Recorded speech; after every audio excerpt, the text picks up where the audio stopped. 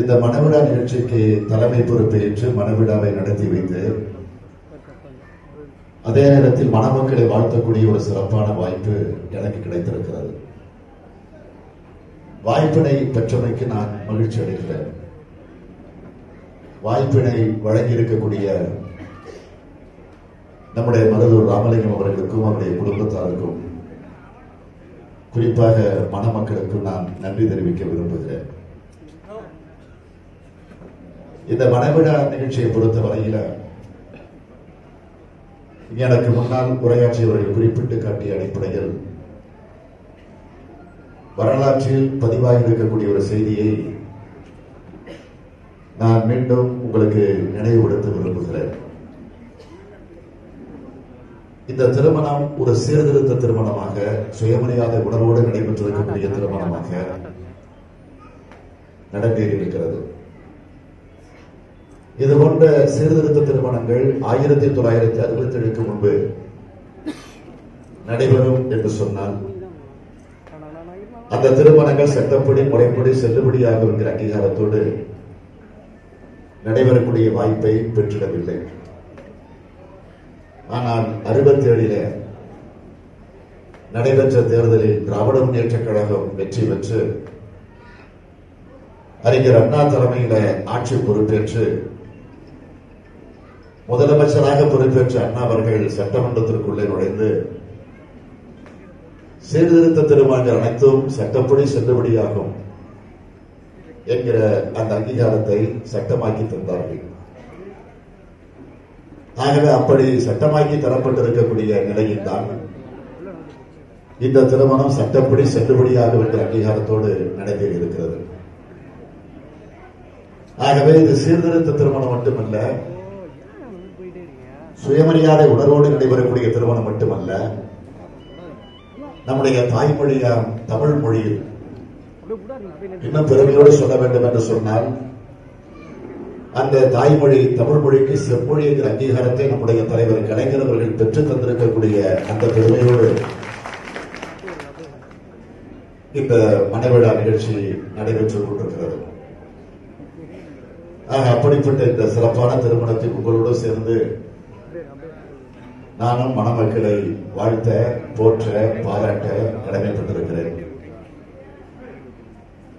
நம்முடைய மருதூர் ராமலிங்கம் அவர்களை பற்றி உரையாற்றியவர்கள் அத்தனை பேரும் குறிப்பிட்டு சொன்னார்கள். அவருடைய பெருமைகளை, அவருடைய சிறப்புகளை, அவர் இந்த இயக்கத்தில் தன்னை ஒப்படைத்துக் கொண்டு இந்த இயக்கத்திற்கு எந்தெந்த அளவில் துணை நின்றிருக்கிறார், பெருமை சேர்த்து தந்திருக்கிறார், அனைத்துக்கும் மேலாக தலைவர் கலைஞர் அவர்கள் மீது எந்த அளவிற்கு பக்தி கொண்டிருக்கிறார், இந்த கழகத்தின் மீது எவ்வளவு பற்று கொண்டிருக்கிறார் என்பதை பற்றி எல்லாம் எடுத்துச் சொன்னார்கள். நம்முடைய மாவட்ட செயலாளர் MRK பன்னீர்செல்வம் அவர்கள் எப்பொழுதே மனதில் பட்டதை அப்படியே வெளிப்படையாக எடுத்துச் சொல்லக்கூடியவர்,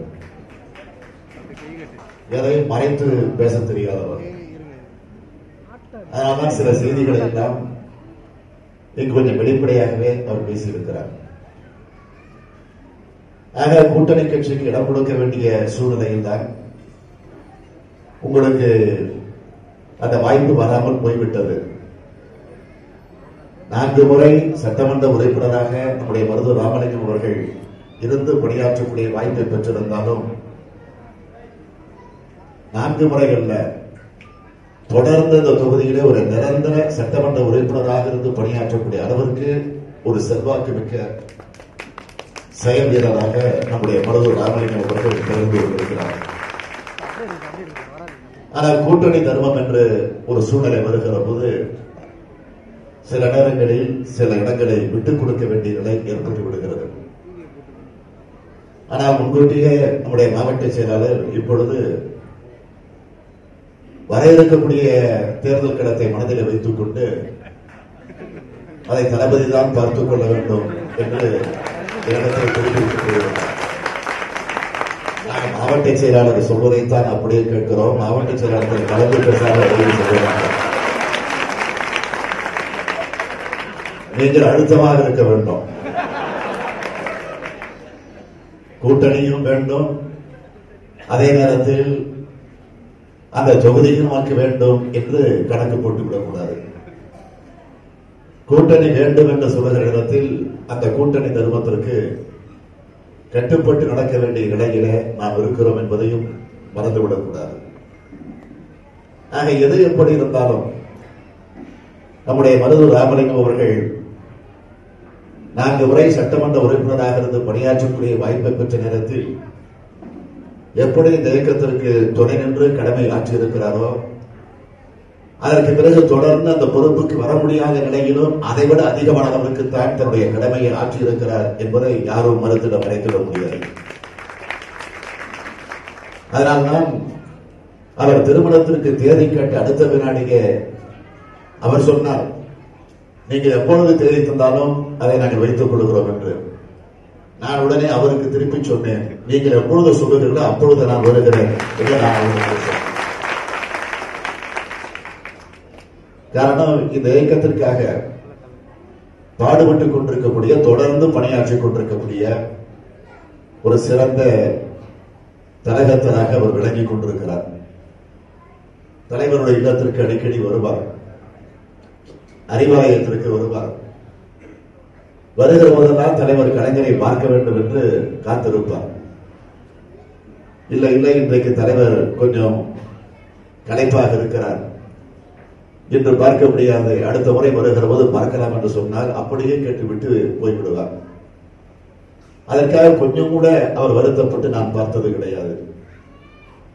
ஆக அந்த அளவிற்கு தலைவர் கலைஞர் அவர்கள் மீது பற்றையும் பக்தியையும் பாசத்தையும் வைத்திருக்கக்கூடியவர், ஒரு சிறந்த தலைகர்த்தராக நம்முடைய மருதூர் ராமலிங்கம் அவர்கள் விளங்கிக் கொண்டிருக்கிறார்கள்.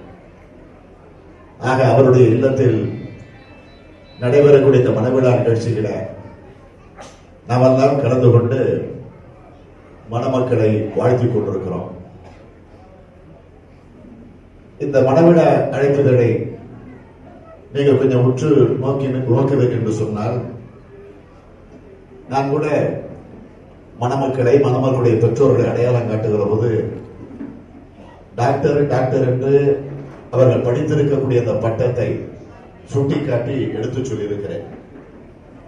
ஆக மணமக்கள் மட்டுமல்ல, மணமகளை ஈண்டெடுத்திருக்கக்கூடிய தாயும் ஒரு டாக்டர், அதேபோல மணமகனை ஈண்டெடுத்திருக்கக்கூடிய தாயும் தந்தையும் டாக்டர்கள். ஆக ஒரு டாக்டர் குடும்பமே இங்கு இருக்கிறது. ஆக இந்த மருத்துவ படிப்பு படிப்பதற்கு ஒரு சூழலை இன்றைக்கு உலகெல்லாம் வந்திருக்கிறது என்று சொன்னால், திராவிட இயக்கம் ஒன்று மாத்திரம் தமிழகத்தில் உருவாகி இருக்காவிட்டால் இந்த பட்ட படிப்புகளை போடக்கூடிய, படிக்கக்கூடிய நிலை, அதை போடக்கூடிய நிலை நமக்கு வந்திருக்குமா என்பதை நீங்கள் சிந்தித்து பார்க்க வேண்டும். ஆனால் அப்படிப்பட்ட நிலையில தான் திராவிட இயக்கத்தை ஒழிப்பதுதான் எங்களுடைய லட்சியம் என்று இன்றைக்கு ஒரு கூட்டம் கிளம்பி இருக்கிறது. 2 நாட்களுக்கு முன்பு கூட ஒரு சம்பவம். என்ன சம்பவம் என்று கேட்டால், நம்முடைய தாய்மொழியாக இருக்கக்கூடிய அழகு தமிழ் மொழிக்கு கேவலப்படுத்தக்கூடிய, அவமரியாதை செய்யக்கூடிய ஒரு நிலை ஏற்பட்டது என்பது உங்களுக்கு தெரியும். ஆக தமிழ் தாய் வாழ்த்து பாடல் பாடுகிற போது எழுந்து இருக்க முடியாதவர்கள் நாட்டுப்பண் பாடல் ஜனகணமன பாடல் வருகிற போது எழுந்து நிற்கிறார். அது நியாயமா என்று கேட்டால், தமிழ்தாய் பாடல் பாடுகிற போது அவர் தியானத்தில் இருந்தார் என்று சொல்லுகிறார்கள். நான் உடனே திரும்பி கேட்டேன், ஆகவே ஜனகணமனம் பாடுகிற போது ஏன் அவர்களுக்கு தியானம் வரல என்ற ஒரு கேள்வியை கேட்டேன். ஆக இப்பெல்லாம் தியானம் என்பது ரொம்ப மலிவாக போயிடுச்சு.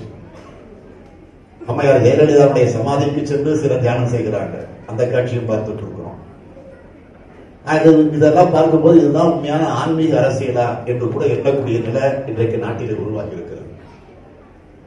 ஆக எது எப்படி இருந்தாலும் திராவிட இயக்கத்தை பொறுத்த வரையில எந்த முறையில தாக்குதல் வந்தாலும் சரி, எப்படிப்பட்ட சதித்திட்டங்கள் உருவானாலும் சரி, இந்த இயக்கத்தை எந்த கொம்பனாலும் தொட்டு கூட பார்க்க முடியாது.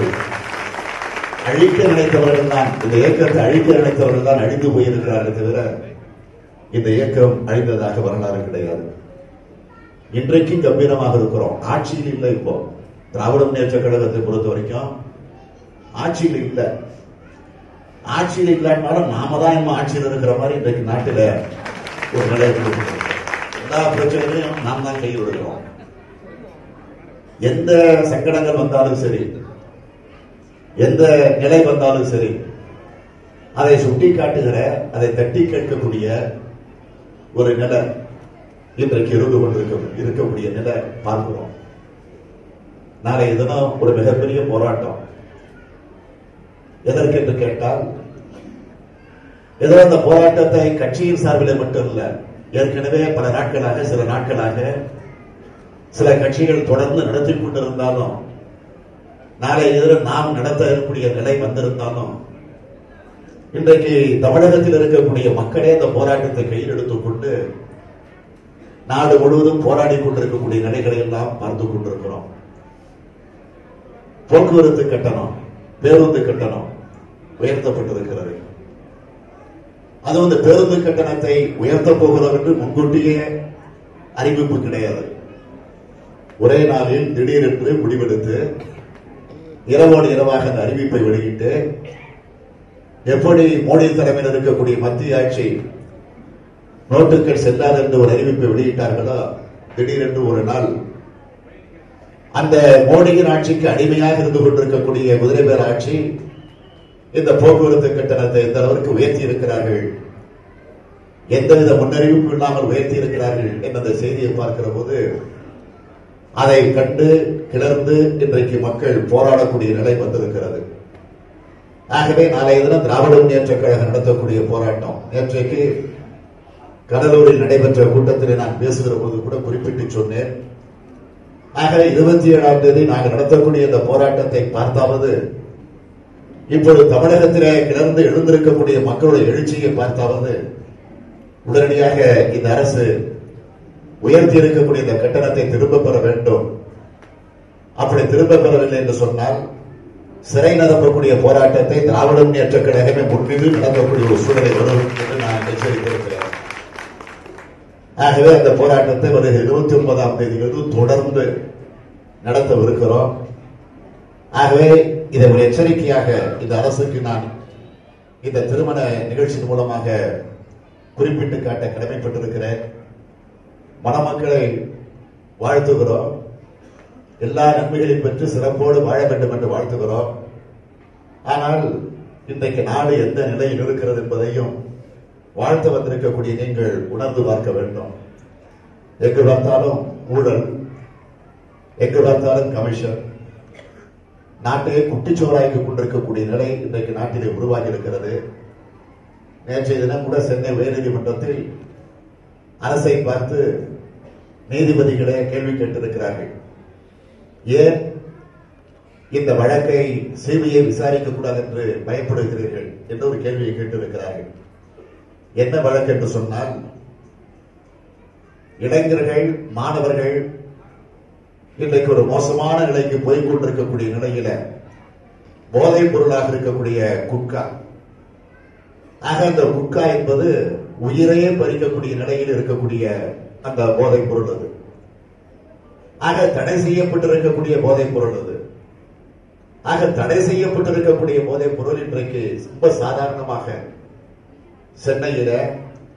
சென்னையை சுற்றி இருக்கக்கூடிய பல்வேறு புறநகர் பகுதிகளில, ஏன் தமிழகம் முழுவதும் இன்றைக்கு எங்கு பார்த்தாலும் விற்கக்கூடிய ஒரு கொடுமை நடந்து கொண்டிருக்கிறது. அந்த விற்பனை தடை செய்யப்பட்டிருக்கக்கூடிய இந்த பொருளை விற்று கொண்டிருப்பதை தடுக்க வேண்டிய இடத்தில் இருக்கக்கூடியவர் யார் என்று கேட்டால், சட்டம் ஒழுங்கை பாதுகாக்க வேண்டிய காவல்துறை. ஆனால் அந்த காவல்துறையே துணை நிற்கிறது. நான் காவல்துறை என்று சொல்லுகிற போது எல்லா காவல்துறை அதிகாரிகளையும் சொல்லல. காவல்துறைக்கு தலைமையேற்றிருக்கக்கூடிய டிஜிபி ராஜேந்திரன் அவரே அந்த பொருளை விற்க வேண்டும் என்பதற்காக மாமூல் வாங்கி இருக்கிறார் என்று, ஏதோ எங்களை போன்றவர்கள் அல்ல, தெருவில் போகிறவர்கள் அல்ல, வருமான வரித்துறை இன்றைக்கு தெளிவாக நீதிமன்றத்தில் மனு தாக்கல் செய்திருக்கிறது. ஆக அதற்கு ஆதாரம் எங்கே என்று கேட்டால், அம்மையார் ஜெயலலிதா அவர்கள் முதலமைச்சராக இருக்கிற போதே தொடர்ந்து நடந்து கொண்டிருக்கிறது. அதனால்தான் அவருடைய போயஸ் தோட்டத்தில் இருந்து அந்த ரெக்கார்டுகள் தான் நாங்கள் கைப்பற்றி இருக்கிறோம் என்று வருமான வரித்துறை சார்ந்திருக்கக்கூடிய அதிகாரிகளை நீதிமன்றத்தில் மனு தாக்கல் செய்திருக்கிறார்கள். ஆக ஒரு அமைச்சர் இதில் சம்பந்தப்பட்டிருக்கிறார் என்றெல்லாம் ஆதாரங்களோடு செய்திகள் வந்து கொண்டிருக்கிறது. ஆகவே இதை சிபிஐ விசாரிக்க வேண்டும் என்று திராவிட முன்னேற்ற கழகத்தின் சார்பில் நாம் வழக்கு போட்டிருக்கிறோம். அந்த வழக்கு நடந்து கொண்டிருக்கிறது. ஆக விரைவிலே அதற்குரிய தீர்ப்பு வரப்போகிறது. ஆனால் உறுதியாக இந்த வழக்கை சிபிஐ தான் விசாரிக்க போகிறது என்ற ஒரு தீர்ப்பை நீதிமன்றம் வழங்க இருக்கிறது. அப்படி வழங்கப்படுகிற நேரத்தில் இன்றைக்கு அந்த குற்றவாளிகள் அத்தனை பேரும் விரைவில் சிறைக்கு செல்ல காத்திருக்கிறார்கள், தயாராக இருக்க வேண்டும் என்ற நிலைதான் இன்றைக்கு உருவாகி இருக்கிறது. எதற்காக நான் சொன்னேன் என்று சொன்னால், நீதியை நிலைநாட்ட வேண்டிய, சட்டம் ஒழுங்கை பாதுகாக்க வேண்டிய அதிகாரிகளை இன்றைக்கு சிலர் இந்த கொடுமைகளுக்கு துணை நிற்கிறார்கள் என்று சொன்னால் இந்த நாட்டை எப்படி நாம் காப்பாற்றிட முடியும்? ஆகவேதான் நான் உங்களை எல்லாம் கேட்டுக்கொள்ள விரும்புகிறேன். மணமக்களை வாழ்த்து வந்திருக்கக்கூடிய நீங்கள், அவர்கள் சிறப்போடு வாழ வேண்டும் என்று கருதுகிற நீங்கள், நம்முடைய நாடு முதலில் நன்றாக இருந்தால்தான் நம்முடைய வீடு நன்றாக இருந்திட முடியும். வீடு நன்றாக இருந்தால்தான் நம்முடைய சந்ததியினர் நாட்டிலே நலமோடு வாழ்ந்திட முடியும். ஆகவே இந்த நாட்டை காப்பாற்ற நீங்கள் தயாராக இருக்க வேண்டும். எந்த தியாகத்திற்கும் உங்களை உட்படுத்திக் கொள்வதற்கு நீங்கள் உங்களை தயார்படுத்திக் கொள்ள வேண்டும் என்று இந்த மணவிழா நிகழ்ச்சியில உங்களை எல்லாம் நான் அன்போடு கேட்டுக்கொண்டு, இன்றைக்கு வாழ்க்கையில அடியெடுத்து வைத்திருக்கக்கூடிய மணமக்கள் எல்லா நன்மைகளை பெற்று சிறப்போடு வாழ்வாங்கு வாழ்ந்து நாட்டிற்கு வீட்டிற்கு பெருமை சேர்க்கக்கூடியவர்களாக, புரட்சி கவிஞர் பாவேந்தர் பாரதிதாசன் எடுத்துச் சொல்லி இருக்கக்கூடிய வீட்டிற்கு விளக்காக, நாட்டிற்கு தொண்டர்களாக இருந்து வாழுங்கள் வாழுங்கள் என்று உங்களை மனதார வாழ்த்தி, நம்முடைய மருதூர் ராமலிங்கம் அவர்களுடைய தொண்டு தொடர வேண்டும். அவர் வழி நின்று மணமக்களும் வாழ்க்கையை நடத்திக் கொள்ள வேண்டும் என்று அன்போடு கேட்டு, வாழ்க மணமக்கள். விடைபெறுகிறேன். நன்றி.